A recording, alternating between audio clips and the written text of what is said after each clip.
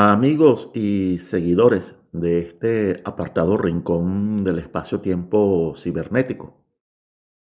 El tema de este video de hoy es algo que ya comencé a tratar en el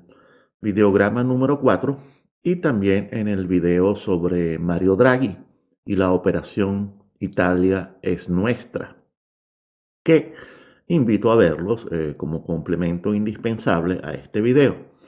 donde pienso ampliar y profundizar un poco más en vista de las próximas elecciones federales en Alemania, que se llevarán a cabo el 26 de septiembre, el 26 de este mes. Elecciones que van a tener una importancia que va más allá, mucho más allá, de las meras cuestiones de orden nacional, tal como engañosamente se ha mostrado durante la campaña electoral, en donde el tema de la Unión Europea, por ejemplo, ha brillado por su ausencia en los debates entre candidatos. Antes de hablar de esta gran ruptura nórdica, el título del video, hablemos antes del proceso de divergencia creciente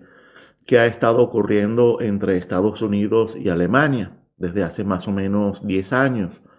desde los años 2011-2012, que en línea de tiempo coinciden con la crisis de la eurozona, de la deuda soberana europea, coinciden con la llegada de Mario Draghi al frente del Banco Central Europeo, y esta época coincide también con el ascenso al poder de Xi Jinping en China, que inaugura la política exterior de China. Y coincide también con la presidencia de Barack Obama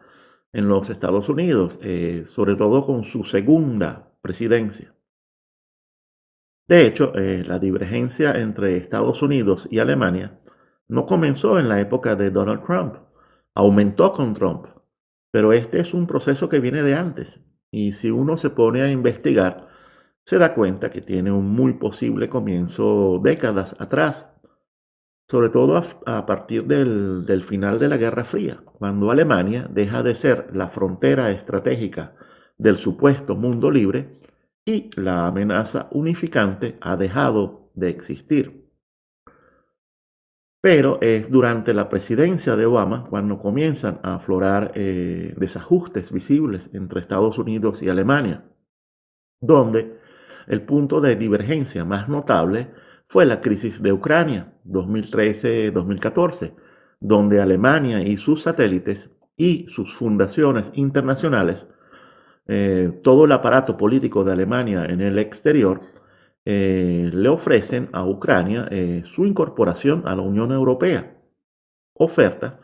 que será pisoteada por la intervención grotesca de los Estados Unidos en ese país, que hasta el día de hoy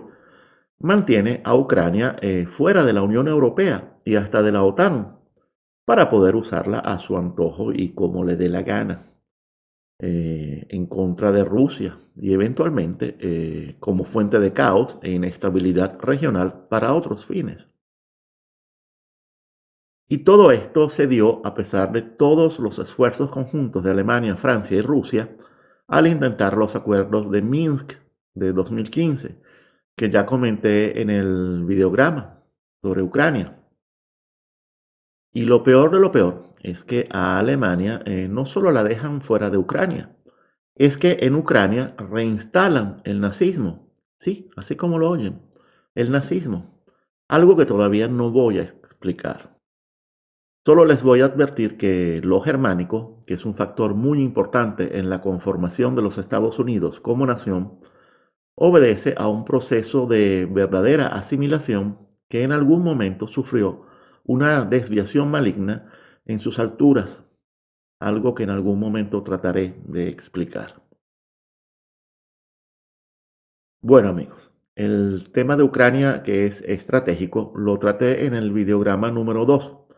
que es otro videograma que no deben dejar de ver, porque contiene conceptos fundamentales para comprender todo este tema del futuro de Europa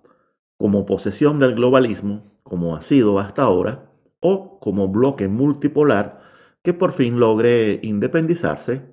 de la lógica impuesta por los aliados de la Segunda Guerra Mundial desde 1945. Bueno, seguimos. Y después de la brutal y muy siniestra dominación de Ucrania, que es la obra de Obama, Clinton y Biden, para transformar a ese país en un país usable y desechable en la Afganistán de Europa. Después vinieron los múltiples encontronazos de la época de Trump sobre la OTAN y su sostenibilidad, las amenazas arancelarias, el retiro de las tropas, el gasoducto Nord Stream 2. Trump llegará a denunciar los coqueteos de Merkel con Putin y la Merkel no se deja amilanar y responde. Tanto es así que Angela Merkel llegó a declarar en 2017 lo siguiente: los tiempos en los que nos podíamos fiar completamente de los otros han terminado. Mantendremos una relación de amistad con Estados Unidos y Reino Unido y con vecinos como Rusia y otros países. Sin embargo, debemos saber que debemos luchar nosotros mismos por nuestro futuro y nuestro destino como europeos. Y el mes siguiente, Macron, el presidente de Francia, propone la creación de un ejército europeo. Y Merkel lo apoya decididamente. Y al poco tiempo se firma el Tratado de Aquisgrán entre Francia y Alemania. Y esta propuesta de un posible ejército europeo es la de un ejército que defienda a Europa y no a los Estados Unidos, exponiendo una verdad que es un secreto a voces, y es que la verdadera función de la OTAN es la de defender al atlantismo angloamericano y a nadie más. Y de la tormentosa época de Trump pasamos a la presidencia Biden, que sigue con el mismo tono e incluso va más allá contra Alemania, con renovados ladridos contra el gasoducto Nord Stream. Ladridos que no se han calmado, se los pasaron a la jauría republicana. Y más ladridos contra el acuerdo integral de inversión entre China y la Unión Europea, algo que fue impulsado en forma particular por Alemania. Y aquí estamos llegando en estos días al mordisco de Biden, que tendrá dentadura postiza, pero es de tiburón. Aunque este mordisco no fue contra Alemania, pero los dientes pasaron rozando. Y me refiero al accidente AUKUS contra Macron, un mordisco de 56.000 millones de euros, de un solo bocado, que de paso sirve para mandar una clara señal a varios destinatarios. Y estos incidentes, que no son pocos y se han acumulado en el tiempo, no solo nos hablan de una toma de posición cada vez más independiente por parte de Alemania, en contraste creciente con las pretensiones americanas de seguir imponiendo líneas políticas, comerciales y geopolíticas, como si estuviésemos aún en 1945 y no hubiese ocurrido la caída del Imperio Soviético. Es más,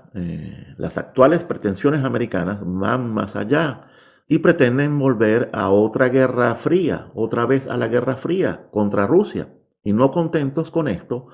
pretenden ampliarla hasta China. Y el absurdo alcanza su apogeo cuando exigen que una nación como Alemania, que se ha tenido que recuperar y reconstruir tras un largo y doloroso proceso de destrucción y vergüenza, esa Alemania vuelva a ser la Alemania de la Guerra Fría, un puesto militar fronterizo viviendo bajo tensión permanente. Y estos incidentes y su escalada y esta toma de posición gradual pero firme ante los Estados Unidos han dado pie a dos hipótesis. Uno, la hipótesis de un posible choque abierto Estados Unidos-Alemania, que se podría dar en algún momento del futuro. Algo que no es inminente, primero porque Alemania no será el que lo busque, y segundo porque no podría exponerse a algo tan frontal desde una posición aislada. Y la otra hipótesis es la de la formación del eje euroasiático, hipótesis que se ha venido planteando desde hace unos años y que hace rato superó la fase meramente especulativa. Y aquí es donde este duelo entre Estados Unidos y Alemania no debe ser visto solamente como un duelo por Europa, por la hegemonía en Europa, eh, porque ha llegado la hora de ver esto como un duelo por Eurasia. ¿Y por qué es un duelo por Eurasia? Porque podría estarse dando una convergencia entre proyectos, proyectos multipolares, concebidos tanto en Pekín como en Berlín y Moscú, que podría dar como resultado la creación de un eje euroasiático, fundamentado en un proyecto estratégico unificado, que sería geográfico, geopolítico o geoeconómico, y que se podría configurar entre Alemania, China y Rusia. Y aquí lo primero que habría que decir es que no se trataría de un acuerdo entre amigotes, es más bien un acuerdo entre grandes naciones que por fundadas razones históricas tienen motivos para recelar la una de la otra, sobre todo Rusia, que no quiere quedar como el jamón de un sándwich entre Alemania y China. Y hay otras razones que explicaré en otro momento, pero este eventual acuerdo euroasiático de naturaleza multipolar es un proyecto que cobra importancia vital ante el hecho notable de la decadencia de los Estados Unidos, que es por lo tanto la decadencia del imperio atlantista y del imperio globalista, decadencia que parece irreversible al haber invocado la vía de la degeneración autodestructiva puertas adentro. Y semejante oportunidad, una oportunidad que solo se presenta en siglos, debe ser aprovechada, sobre todo porque el atlantismo angloamericano está dando muestras de cierta reactivación, de una resurrección. Y esto se ha visto con el incidente AUKUS entre la Nueva Atlantis y Francia. Este incidente, que es un accidente más bien porque traerá consecuencias, este accidente que se desató con la cancelación por parte de Australia de la compra de unos submarinos franceses, demuestra muchas cosas. La primera es que el atlantismo angloamericano no estaba muerto, solo andaba de parranda. Esto del AUKUS, que es un pacto militar entre Estados Unidos, Reino Unido y Australia, no puede ser visto como una novedad.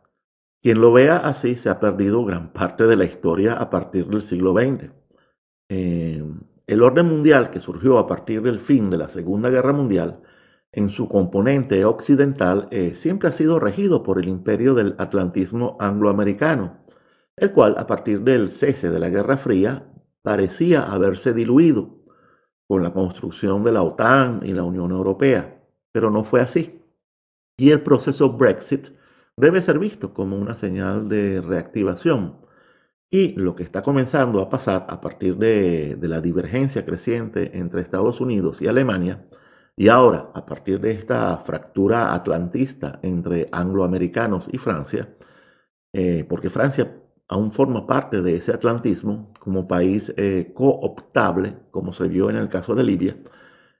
un país que puede colaborar junto pero no revuelto. eh, y esto que está comenzando a pasar con Alemania y con Francia y sus respectivas relaciones atlánticas, tiene su trascendencia a partir de la existencia de dos concepciones cosmológicas que se parecen pero no son iguales.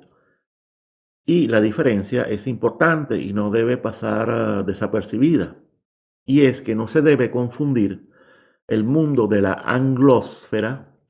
con el mundo anglosajón, porque ese occidente nórdico al cual me he referido de un tiempo para acá es una creación de la anglósfera, del atlantismo angloamericano talasocrático oceánico, y no es una emanación concordada del mundo anglosajón, que es un mundo continental limitado por mares internos. Por lo tanto,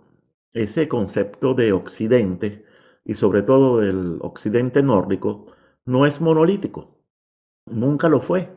Solo durante la Guerra Fría lo fue. Y ahora está aflorando de nuevo la distinción. Y por eso es que estoy hablando de una eventual fractura nórdica. Y aquí Francia, como nación que siempre se ha visto como potencia y nunca renunciará a esa visión,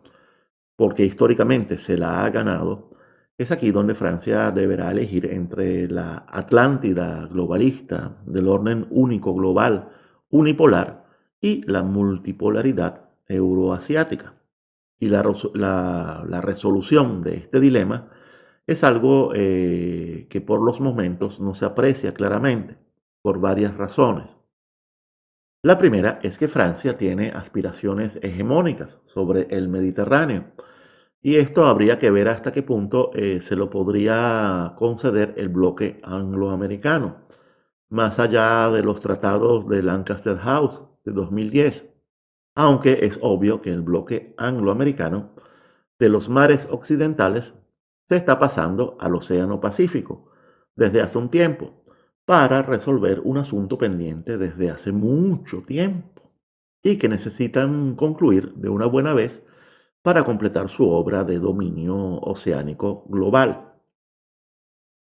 La segunda razón es que Francia, desde luego, conserva también sus aspiraciones de seguir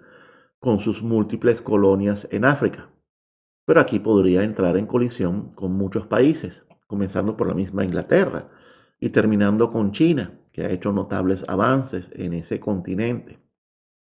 La tercera razón es que no se debe olvidar la vieja aspiración francesa sobre Italia. Y aquí habría que recordar que hay un claro mandato atlantista, globalista,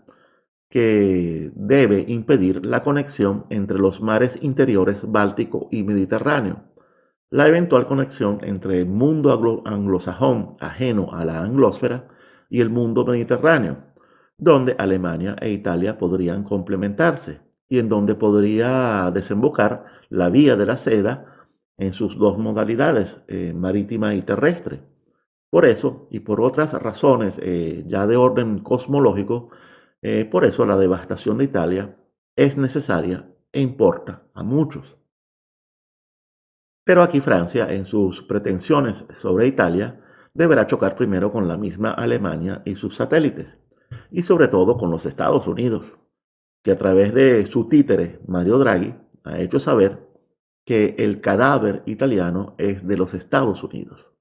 porque aunque cadáver, seguirá siendo el portaaviones del Mediterráneo, a no ser que decidan desmembrarlo y repartírselo. Hipótesis que algunos analistas han asomado no como algo probable, pero sí como algo que no es imposible que suceda. Y habría otras razones que impiden tener claridad sobre la posición geopolítica de Francia. Hay un tema relacionado con Turquía y sigue habiendo muchas preguntas sin respuesta. Por ejemplo,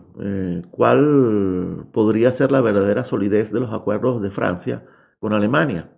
Al descubrir ahora que los ladridos de Trump no se comparan con los mordiscos de Biden. ¿Podría Francia arroparse sin la cobija OTAN? ¿Podría distraer sus ambiciones para sumarse a un combo contra China y Rusia como socio menor, donde nada garantiza concesiones especiales hacia el Mediterráneo o África? Pero bueno, no me quiero desviar más en un video que es sobre Alemania. El tema de Francia, por su complejidad de potencia, que además es nuclear, es un tema que debería abordar en otro video. Así que vamos a dejarlo por el momento. Bueno, y volviendo a la situación de máxima actualidad, ¿qué esperar de lo que pasará después de las elecciones alemanas, cuya importancia es más geopolítica que política, más global que europea? Pues por los momentos, a Alemania, sin duda alguna, le conviene mantener el statu quo actual de la Unión Europea, sin retrocesos que eliminen tratados ya establecidos y sin avances que propongan otros tratados de unión más estrecha. A Alemania, la Unión Europea, tal como ha funcionado hasta ahora, sobre todo a partir del establecimiento de la moneda euro, pues esta situación le ha funcionado de mil maravillas y le ha permitido convertirse en la locomotora de Europa, aprovechando que para ella El euro es una moneda perennemente devaluada y que para otras naciones, sobre todo para Italia, el euro, en cambio, es una moneda sobrevaluada que obliga a una devaluación interna para conservar competitividad comercial. ¿Y en qué consiste esta devaluación interna?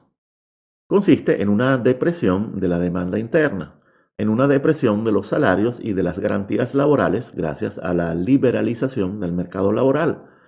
en una depresión del estado social de bienestar vía austeridad fiscal, reducción de la deuda y privatización del Estado. Consiste en la aparición del desempleo y la deslocalización de las empresas como chantaje del capital contra el trabajo.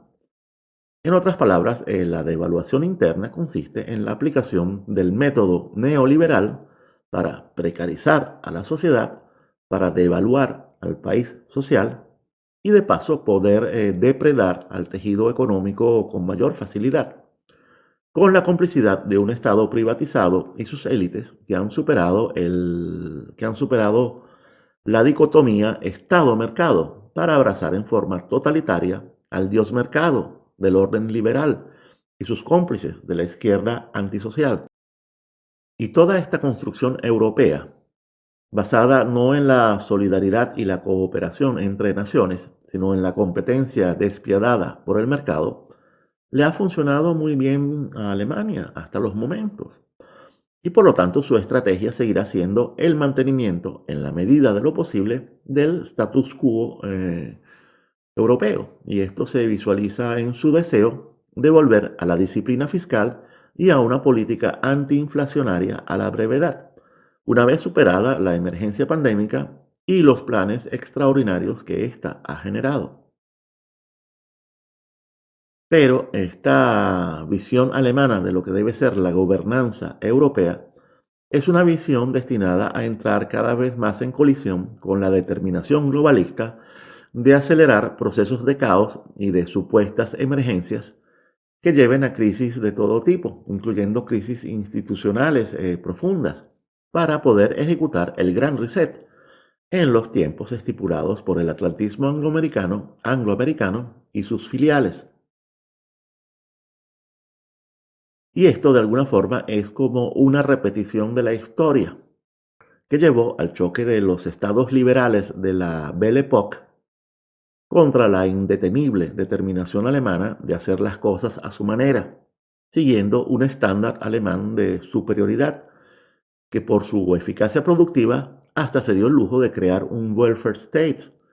una determinación que podía poner en riesgo la construcción imperial de los capitalismos mágicos liberales, donde ya asomaba la contribución de los Estados Unidos como nación de destino manifiesto,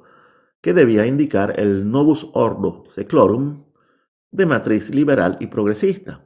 desde el Nuevo Mundo para el resto del mundo. Y volviendo de nuevo a la actualidad, donde la determinación alemana de mantener a la Unión Europea sobre los mismos rieles donde se desarrolló la locomotora antes de la pandemia, esto sin duda se dará de esta forma si en las próximas elecciones federales, si estas elecciones darán como resultado la posibilidad de repetir una coalición de los partidos CDU y SPD, con aliados manejables como el FDP, para formar justamente un gobierno de continuidad que apuntale a la Unión Europea tal como ha sido hasta ahora. En cambio, si asomase la posibilidad de gobiernos coaligados con el Partido de los Verdes o con la izquierda, pues prepárense para vivir situaciones conflictivas, porque no hay duda que los Verdes y Die Linke,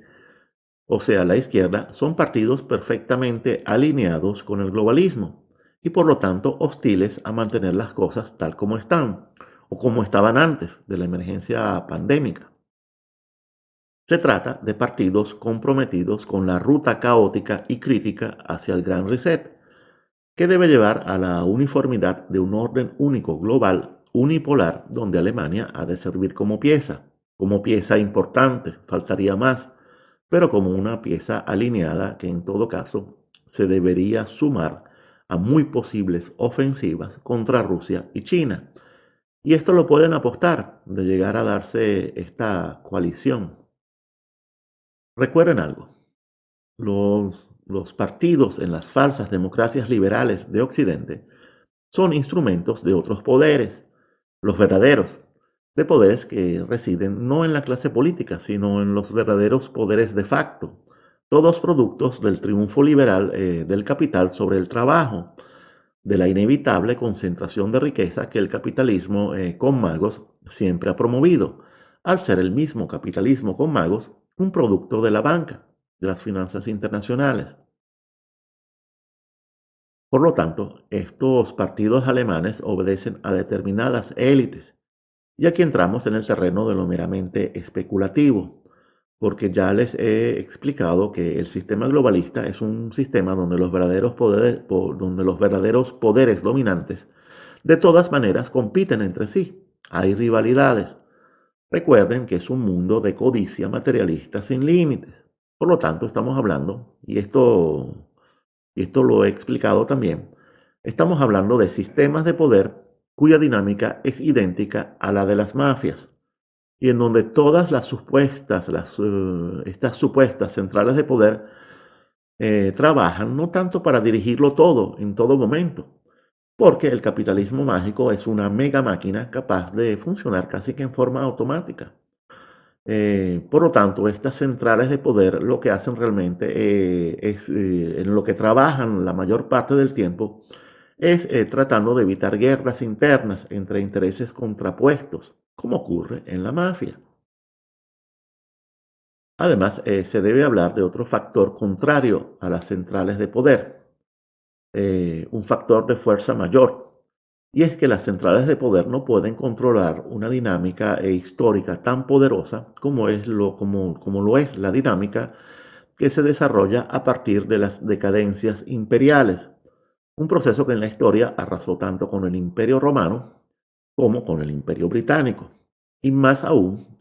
cuando esta dinámica se inserta en un giro histórico, en un cuarto giro histórico, que podría representar el cierre de un ciclo histórico mayor, al borde de su agotamiento cósmico, hasta el punto de que la Matrix, que él mismo ha creado, ha comenzado a agrietarse, hasta en la conciencia de muchas personas de a pie que no es que lo saben todo, pero sí sienten que vamos hacia un periodo de final escatológico, de final apocalíptico. Pero bueno, volvamos al presente, volvamos al tema, porque se debe hablar también de las debilidades de Alemania dentro del marco de sus aspiraciones. Y aquí se debe recordar que la locomotora alemana es una locomotora altamente dependiente de su capacidad exportadora. Y este es un talón de Aquiles del cual está consciente el atlantismo angloamericano. Los gobiernos alemanes, bajo la dirección de Angela Merkel, por su parte, han compensado esto convirtiendo a China en su principal socio comercial y a Rusia en una proveedora energética estratégica. Y no por nada, estas ramificaciones están en la mira angloamericana, así como están en la mira países como Polonia y otros países de Europa Oriental que por un lado forman parte del área de influencia económica alemana, pero que por otro lado, y por memoria histórica anti-alemana y también anti-rusa, y por su fragilidad económica, podrían ser fácilmente manipulados por los Estados Unidos. De hecho, eso es algo que comenzó a hacer el mismísimo Donald Trump con las amenazas arancelarias y la mudanza de las tropas americanas a Polonia. Y está el otro talón de Aquiles de Alemania, que consiste en su mermada capacidad defensiva, de nación con soberanía limitada desde la Segunda Posguerra Mundial, algo que los Estados Unidos le recuerdan constantemente a Alemania. Y le recuerdan también las 170 bases americanas en suelo alemán, algo digno no de una provincia, sino de una colonia. No hay en el mundo un país con mayor control militar por parte de los Estados Unidos. Y en este recordatorio a Alemania sobre lo pequeños que son sus pies en el ámbito militar, no hay diferencia entre Obama, entre Trump y entre Biden, algo que se soslaya en muchos análisis sobre el Deep State americano y su sólida base bipartidista dependiente del complejo industrial militar, algo que Trump ni siquiera logró rasguñar. No sé si por incapacidad o por ser, al fin y al cabo, él también un producto 100% del establishment. Señores, en los próximos tiempos sabremos si el choque entre Estados Unidos y Alemania podría llegar a ser estructural, o sea, por encima de las facciones políticas en juego. Y esto está por verse y se verá, lo veremos en el próximo Bundestag, el Parlamento alemán, y en el próximo gobierno que surgirá de las elecciones de este año. Porque una cosa son los cuentos de campaña y otra, tomar las riendas. Y digo que el choque podría ser estructural y por lo tanto fuerte, porque concierne visiones sobre la economía, sobre el gobierno de la Unión Europea y la eurozona, y la política comercial y energética de Alemania con el exterior. Pero también la geopolítica es algo que podría volverse estructural, aunque en esto Alemania deberá entrenar para tonificar un músculo geopolítico que lleva tiempo atrofiado. Aunque ya se vio algo de esto en el caso Turquía-Grecia, por ejemplo, y sobre todo se vio en forma más consistente en la actitud que tomó ante el asunto del gasoducto con Rusia, donde allí no solo hay política energética, hay geopolítica, aunque Merkel ha hecho de todo para matizar esto. De todos modos, no olviden que todo este asunto de la confrontación Estados Unidos-Alemania es algo que germinó en los últimos años, pero su siembra viene de lejos, como mínimo a partir del fin de la Guerra Fría, en los años 90. Amigos y seguidores, lo que en los próximos años estará en juego es la continuación de Alemania como provincia o colonia del imperio atlantista angloamericano o la posible reedición de Alemania como verdadera potencia, pero en un ámbito euroasiático, en donde trataría de par en par y no como provincia, en ese mundo multipolar que es el verdadero proyecto de nuevo orden mundial, opuesto, totalmente opuesto al proyecto globalista unipolar del atlantismo angloamericano y sus provincias y colonias. Y esta posibilidad es una pesadilla para los estrategas de los Estados Unidos, que deben estarse preguntando, ¿dónde nos equivocamos con Alemania? Una vez más. Y esta es una pesadilla viva, no solo por dos guerras mundiales, sino por un proceso de guerra y posguerra fría, de la cual Alemania emerge reforzada en forma porfiada, con terquedad exquisitamente germánica, pesadilla atlantista que nunca termina de entender la claustrofobia alemana de país rodeado por tierra. Claustrofobia que no existe en la realidad americana de continente rodeado por largas extensiones de agua, que determinan un aislamiento ontológico que además, por ser de corta edad, carece de una verdadera base tradicional, histórica, más allá de la mitología aportada por el ocultismo ilustrado que la guió hacia la independencia y la expansión. Y esta limitación nunca entiende la red intrincada de relaciones que Alemania ha debido de tejer y destejer siempre con sus vecinos a 360 grados, e incluso dentro de su propia federación, y que los americanos infantilmente, con su reduccionismo típicamente liberal, reducen a la mera edificación de un área de influencia comercial, sin comprender todo el background histórico, todo el background cosmológico que dio nacimiento a la germanidad, a lo nórdico entendido como civilización y cultura del Báltico al Mediterráneo, entre mares internos, y en esta incapacidad cae desde hace siglos otro país oceánico, Inglaterra. Por lo tanto, el imperio atlantista angloamericano, imperio oceánico, talasocracia que siempre ha sido de metástasis, de imperio depredador y no generador, como afirma el filósofo Gustavo Bueno, este imperio solo es capaz de codificar las ambiciones germanas como amenaza recurrente. No hay forma de que lo vean de otra manera. En cambio, las realidades históricas y tradicionales, tanto de Rusia como de China, codifican correctamente a las potencias y los imperios de tierra y entienden su dinámica. Y esta dialéctica global tierra-mar que se está desarrollando se irá haciendo cada vez más evidente en los próximos años. Y es aquí donde la creciente deriva americana de dominar mediante el desorden, creyendo que con focos de caos se puede subyugar a una gran masa de tierra continua, donde Europa, África, Asia pueden comunicar sin mojarse los pies, esa imposibilidad es vista en forma angustiosa por los nuevos atlantes. Por eso es que hablo de la gran fractura nórdica, donde hay un norte de países aislados, rodeados de agua, un occidente nórdico de puras talasocracias, y hay un norte continental, terrenal, telúrico, que siempre tuvo contacto con Oriente y hasta fue capaz de sorber aguas del sur, aguas de la cuenca mediterránea, hasta el punto de que en algún momento fue hasta imperio sacro, relevando al imperio de Roma. Y frente a esta perspectiva de creación de un proyecto euroasiático, que por sus características sería como una alianza invencible, ¿qué podrían hacer los Estados Unidos?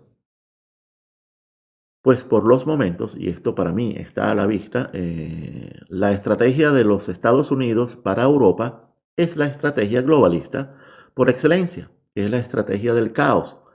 tal cual como aplican en otras partes. Y está avanzando en Francia y ha avanzado mucho en Italia, países donde se está azuzando, se está soplando sobre el fuego de un conflicto civil para justificar una intervención fuerte o violenta o para activar,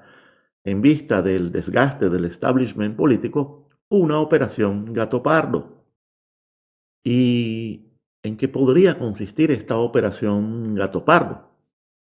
Bueno, podría consistir en cederle el turno de gobierno a nuevos partidos de gatekeeping, de supuesta derecha soberanista,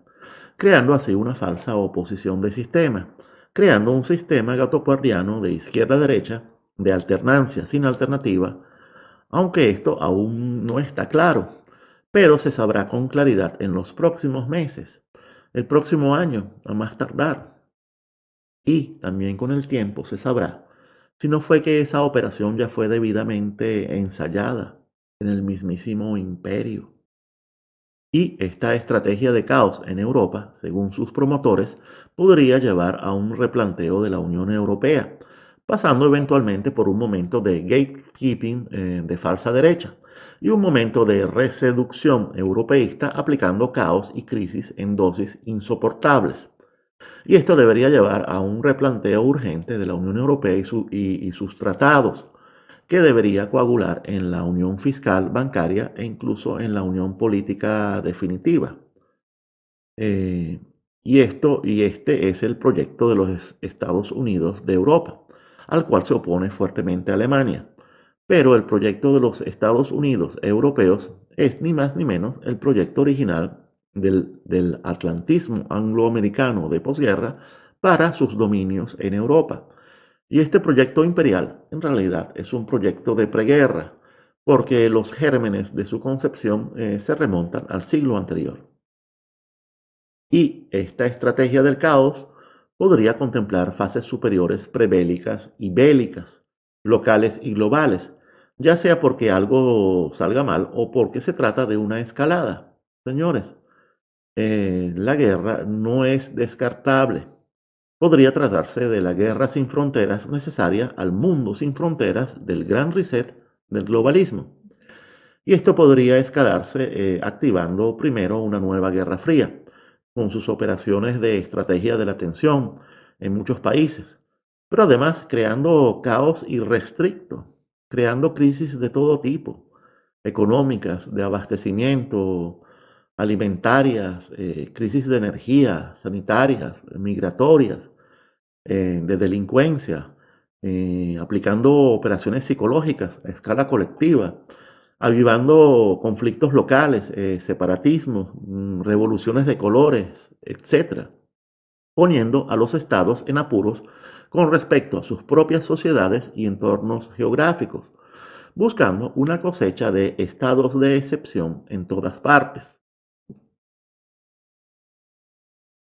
Y toda esta guerra fría a fuego vivo sería para cocinar un gran caldo de cultivo entrópico, un estado global de cosas que justifique eventualmente una intervención más cinética, más convencional, pero siempre en un ámbito de guerra híbrida, de guerra irrestricta, en donde no se debe excluir el uso de armamentos de destrucción masiva, tanto en el frente cibernético, biológico, como en el frente convencional y hasta nuclear. Y no se olviden de la hipótesis nuclear, porque por muchas partes se asoma un nuclearismo estratégico disfrazado bajo un perfil de armas tácticas. Y aquí está por verse si todo esto será permitido por instancias superiores o si el caos no se revierte contra sus propios creadores, aunque aquí entramos en un escenario que no dudo en calificar como apocalíptico, donde no se trataría de una guerra mundial de cuarto giro, como ocurrió en el caso de la Segunda Guerra Mundial, en donde se cerró un ciclo histórico, el sexto desde el siglo XV, porque creo que lo que se nos viene encima se va a tratar, sí, de un cuarto giro, pero de cierre de un gran ciclo histórico, de final de los tiempos, como comencé a describir en el video sobre los ciclos de la historia. Y una de las características de este fin de gran siglo es que el caos va a ser incontrolable. Los supuestos maestros del caos no podrán controlarlo ni cabalgarlo, porque se va a tratar de caos tanto en la esfera humana como natural y en otras esferas. Bueno, amigos y seguidores,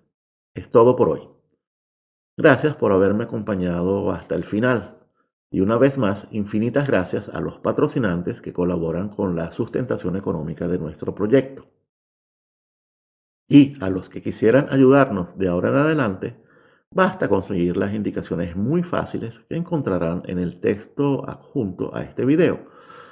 Mientras tanto, activen su pensamiento, cuídense a sí mismos y a los suyos, y hasta pronto.